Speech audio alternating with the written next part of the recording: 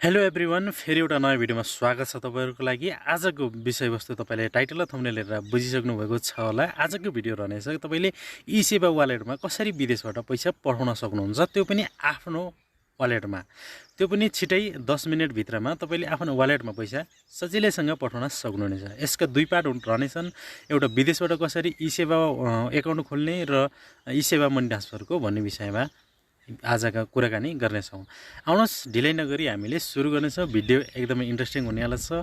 त्योभन्दा पहिला नमस्कार, मेरो नाम बिमल मुस्कान। तपाईले हेर्दै हुनुहुन्छ बिमल मुस्कान युट्युब च्यानल। मेरो बारेमा जान्न चाहनुहुन्छ भने ब्लगिङ च्यानललाई जानुहोस्, भिजिट गर्नुहोस् अनि तपाईले त्यहाँ गएर बुझ्न सक्नुहुन्छ। आउनुहोस् अब ढिलै नगरी कुनै पनि मोबाइल ब्राउजरबाट ओपन गर्नेछौँ हामीले कि eSewa वालेटमा भारतबाट कसरी पैसा पठाउन सकिन्छ त कुरा गरौँ। भारतबाट नभएर विश्वको 200 कन्ट्रिजबाट तपाईले इजिली नेपाल पैसा पठाउन सक्नुहुनेछ। आउनुहोस् ढिलै नगरी मोबाइल स्क्रिनमाथि जाउँ।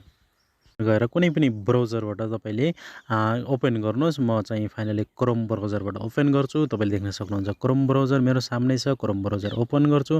ओपन गरिसकेपछि हामीले मेरो चाहिँ नेट अलि स्लो भएको कारणले गर्दाखेरि अलि चलिरहेको छैन। तपाईले यहाँ देख्न सक्नुहुन्छ क्रोम ब्राउजरको सर्चमा गएर चाहिँ तपाईले सर्च गर्नुपर्ने हुन्छ www.eSewa।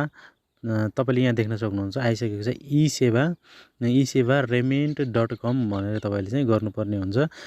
हामीले गरिसकेका छौँ र यहाँ तपाईले देख्न सक्नुहुन्छ कि हामीले अहिले डेस्कटप मोडमा छौँ। हामी फाइनली यहाँ तपाईले देख्न सक्नुहुन्छ eSewaMoney ट्रान्सफर भनेर यहाँ यस्तो वेबसाइट दिएको छ। म तपाईलाई डिस्क्रिप्सनमा लिंक दिनेछु। तपाई सजिलैसँग यहाँ आइपुग्नु हुनेछ तपाईहरु र यहाँ हामीले क्लिक गर्नेछौँ। क्लिक गरिसकेपछि यहाँ तपाईले देख्न सक्नुहुन्छ eSewa रेमिटेन्स भनेको छ। तपाईले देख्न सक्नुहुन्छ यहाँ आएर हामीले यस्तो इन्टरफेस देख्न सक्छौँ। म डेस्कटप मोडमा गर्छु तपाईलाई सजिलोसँग यहाँ सम्झाउन सजिलो रहनेछ मलाई। यहाँ तपाईले देख्न सक्नुहुन्छ कि विश्वको 200 प्लस कन्ट्री भनेको छ। तपाईले यहाँ देख्न सक्नुहुन्छ होला सेन्ड फ्रम 200 प्लस कन्ट्रिज भनेको छ। तपाईले यहाँ देख्न सक्नुहुन्छ। त्यस्तै गरी हामीले कन्ट्री चुज गर्नुपर्ने हुन्छ। जुनसुकै देशमा भएका हामी नेपाली साथीहरु हुनुहुन्छ जो चाहिँ Malaysia, Dubai, Qatar, Saudi Arabia, के भन्छ अमेरिका, जहाँसुकै रहे पनि 200 प्लस कन्ट्री भनेपछि तपाईले बुझ्न सक्नुहुन्छ। हामीले चाहिँ यहाँ सिम्पली हामीले यसमा चाहिँ एरोमा क्लिक गर्नेछौँ। तपाईले यहाँ देख्न सक्नुहुन्छ यहाँ थुप्रो कन्ट्रीहरु छन्। त्यहाँ 200 प्लस कन्ट्री छ। तपाईलाई यहाँ म माथि सर्च लिस्टमा पनि देखाउने छु। हामीले किनभने इन्डियाबाट जो गर्ने भनेका छौं, तर इन्डियाबाटको प्रोसेस चाहिँ म लास्टमा बताउँछु तपाईलाई। फर्स्ट चाहिँ हामीले अरु देशको बारेमा हेर्नेछौँ, जो कि अरु देशमा पनि रहनुहुने नेपाली साथीहरुलाई पनि तपाईले यो भिडियो चाहिँ ट्रान्सफर गरेर शेयर गरेर चाहिँ तपाईले देखाउन सक्नुहुन्छ। पहिले चाहिँ इन्डिया भनेर हामीले चाहिँ गर्नेछौँ। इन्डिया पनि छ यहाँ, नभएको हैन। यहाँ चाहिँ सर्च लिस्टमा केही भएको छ। हामीले यस्तो सर्चमा दिन्न चाहिँ हामीले खोज्नुपर्ने हुन्छ। तपाईले यहाँ देख्न सक्नुहुन्छ यहाँ विभिन्न कन्ट्रीजहरु छन्। यहाँ हामीले इन्डिया पनि देखाउने छ तपाईहरुलाई एकैछिन।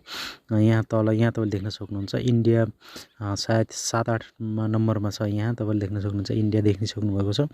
यहाँ तपाईले देख्न सक्नुहुन्छ कि हामीले चाहिँ छ यहाँ थुप्रो कन्ट्रीजहरु 200 कन्ट्रीज छन्। तपाईको लागि यहाँ देख्न सक्नुहुन्छ। म चाहिँ इजिली कुनै एउटा कन्ट्री चुज गर्नेछु योको लागि। जस्तो कि जापानमा बस्ने साथीहरु हुनुहुन्छ। जापानबाट सायद मेरो भिडियो चाहिँ हेर्ने कुरै चाहिँ भएन। धेरै जसो इन्डियाबाट जो हेर्नुहुन्छ मेरो भिडियो, म जापान क्लिक गर्नेछु। जापानमा चाहिँ क्लिक गरेपछि यहाँ तपाईले देख्न सक्नुहुन्छ कि तपाईले यदि जापानबाट नेपाल आफ्नो eSewa वालेटमा चाहिँ मनी ट्रान्सफर गर्न चाहनुहुन्छ भनेपछि कुनबाट गर्न सक्नुहुन्छ त भन्ने विषयमा यहाँ तपाईले देख्न सक्नुहुन्छ 5 वटा एजेन्टहरु छन्। यिनी 5 वटा एजेन्टहरु बैंकबाट चाहिँ तपाईले सजिलैसँग आफ्नो मनी ट्रान्सफर गर्न सक्नुहुन्छ आफ्नो eSewa एकाउन्टमा। तपाईले देख्न सक्नुहुन्छ इनिशियल रहेको छन् हैन। अनि त्यसपछि गएर हामीले अरु देश पनि हेर्न सक्छौं। जस्तो कि कुवेतबाट पनि हामीले पैसा ट्रान्सफर गर्न सक्ने रहेछौं। कुवेतबाट पनि यी 3 वटा रहेछन्। यी 3 वटाबाट चाहिँ तपाईले यी 3 वटा एजेन्टबाट चाहिँ तपाईले पैसा ट्रान्सफर गर्न सक्नुहुन्छ। अनि त्यसपछि गएर अरु देशहरु पनि हेर्ने छौं हामीले।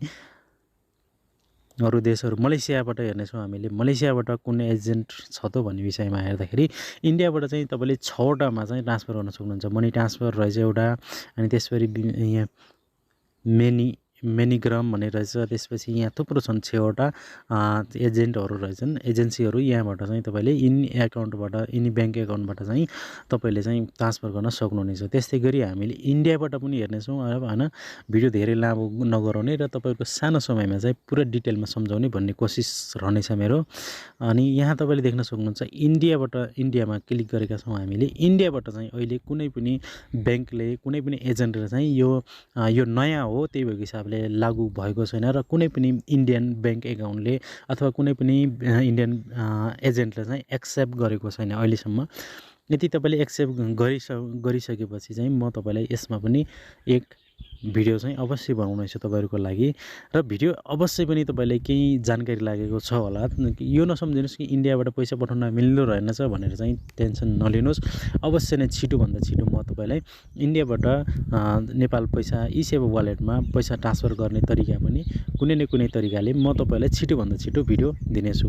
अहिलेको लागि छुट्टिन्छु। भिडियो अवश्य राम्रो लागेको छ होला।